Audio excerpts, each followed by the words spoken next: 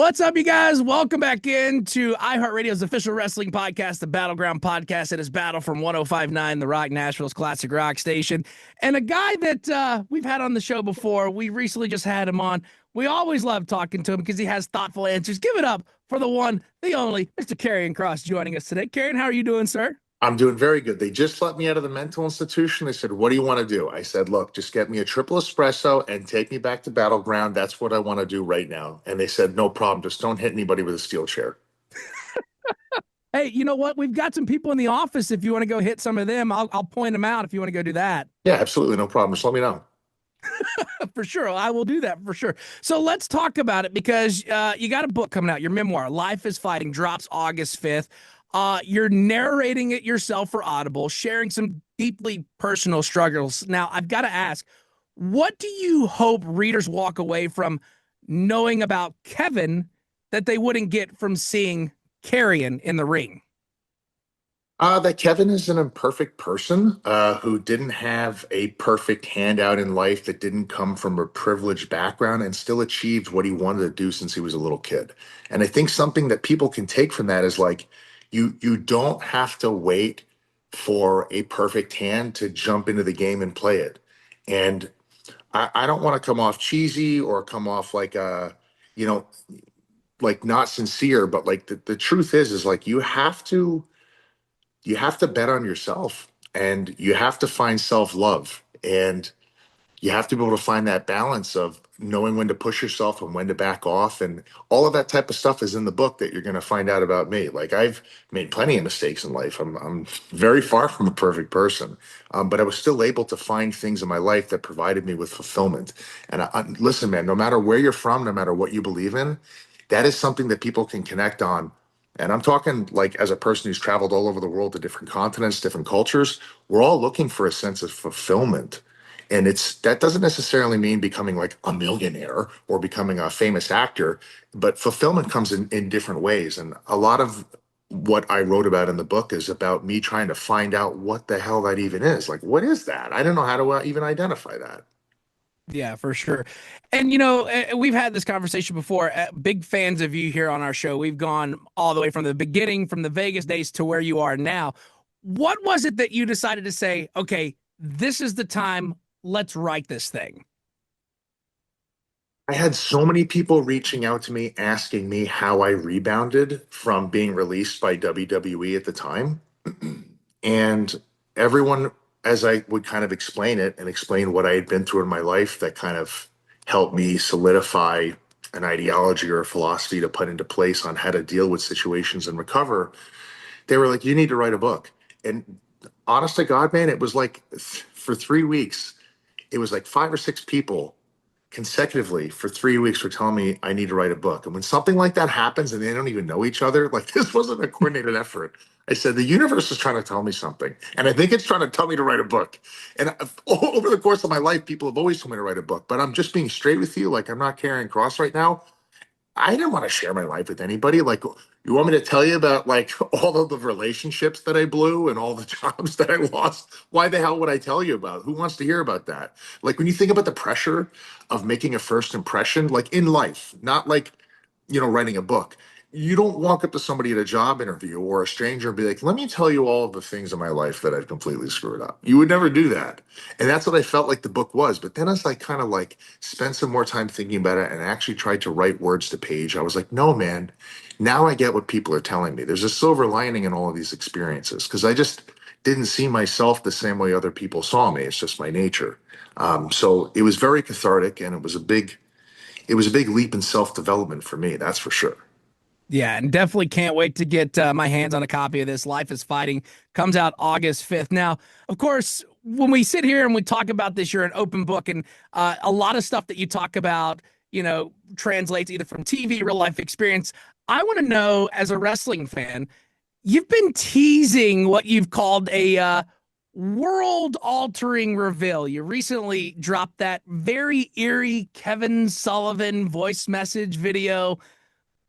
Can you give us a little peek what's behind the mystique here, and how soon can fans expect the full truth? That all really depends on how things play out over the next 30 days. We'll have to just see kind of what happens. But I mean, the book coming out, I'm in the process of writing the second book, and where everything lands will be very telling as to where we go from there. That's all I can say. But in regards to the Kevin Sullivan voicemail that I had put in part two of the Killer doc that's going to be coming out, we're in the process of filming it right now. Um, so a little dark, but if you've read the book, this is probably on brand for me.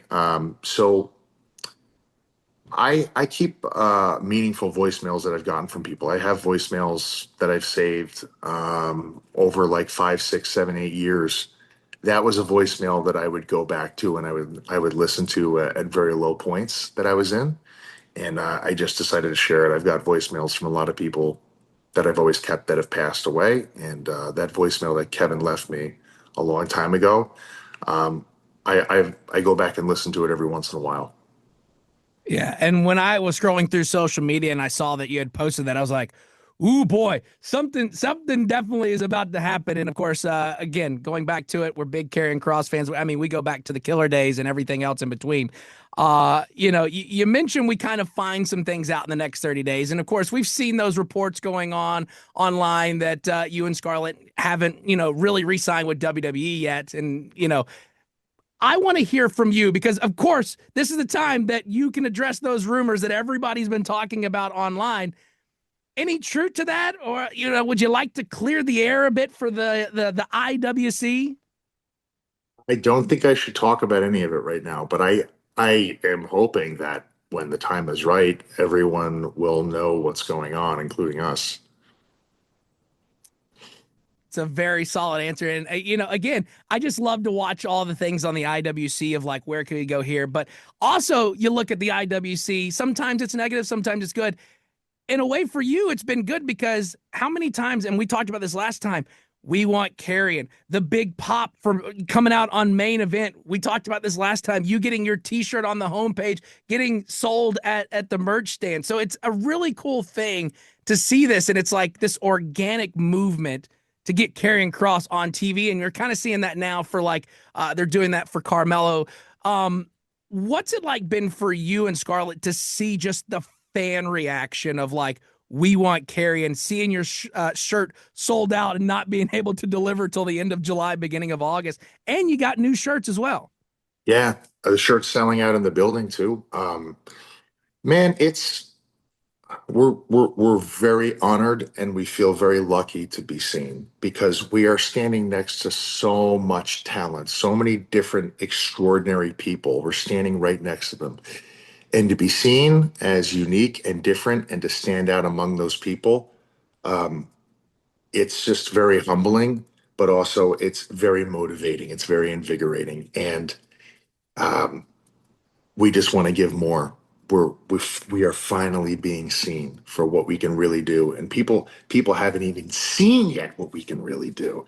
It's been a while, so I'm just looking forward to giving it my all. I love WWE. I love the WWE universe, and I have every intention of giving people what they want if I'm allowed to. And if I'm not, I'm still going to find a way to give them what they want.